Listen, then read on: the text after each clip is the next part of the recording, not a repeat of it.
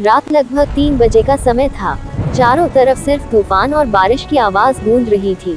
आसमान में बिजली चमकते ही गांव के आखिरी छोर पर खड़ी पुरानी रहमान विला कुछ सेकंड के लिए दिखाई देती और फिर दोबारा अंधेरे में गायब हो जाती।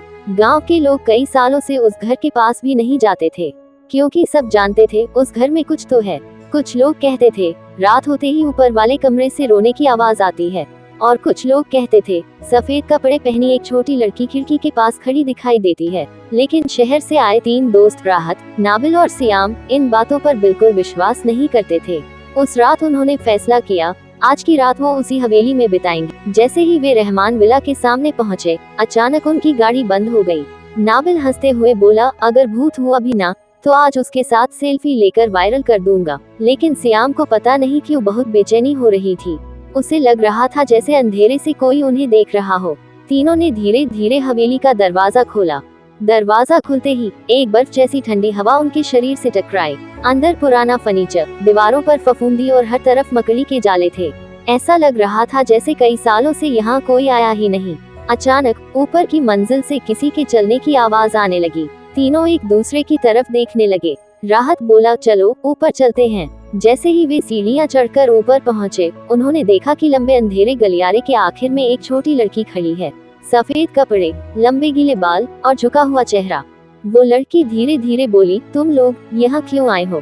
सियाम ने डरते हुए टॉर्च की रोशनी उसकी तरफ की और अगले ही पल वो लड़की अचानक गायब हो गई। अब नाबिल भी डर गया था।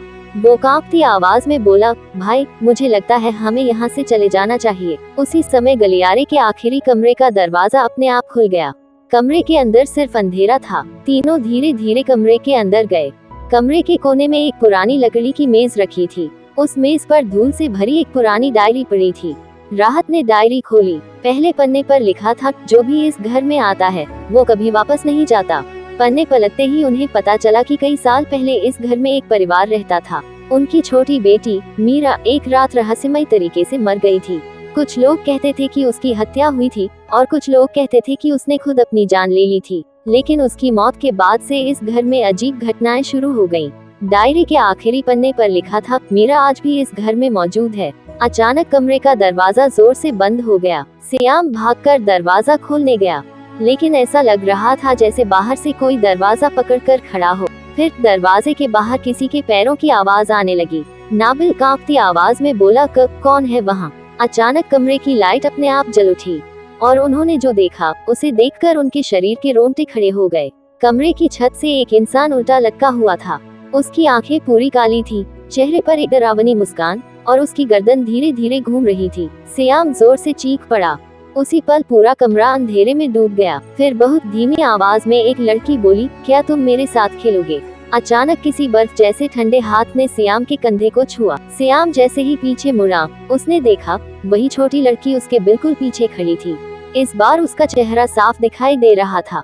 पूरा चेहरा खून से भरा हुआ, खाली काली आंखें और फटी हुई डरावनी मुस्कान। सियाम इतनी जोर से चीखा कि पूरी हवेली कांप उठी और फिर सब कुछ शांत हो गया। अगली सुबह गांव के कुछ लोग हिम्मत करके हवेली के अंदर गए। उन्हें सिर्फ राहत और नाबिल बेहोश हालत में मिले, लेकिन सियाम कहीं नहीं मिला। सिर्फ ऊपर वाले कमरे की दीवार पर खून से लिखा था अब वो हमारे साथ है। और आज भी तूफानी रातों में रहमान विला की खिड़की पर एक छोटी लड़की खड़ी दिखाई देती है। এমন আরো ভয়ঙ্কর ভূতের গল্প শুনতে আমাদের চ্যানেলটি সাবস্ক্রাইব করে আমাদের সাথেই থাকুন।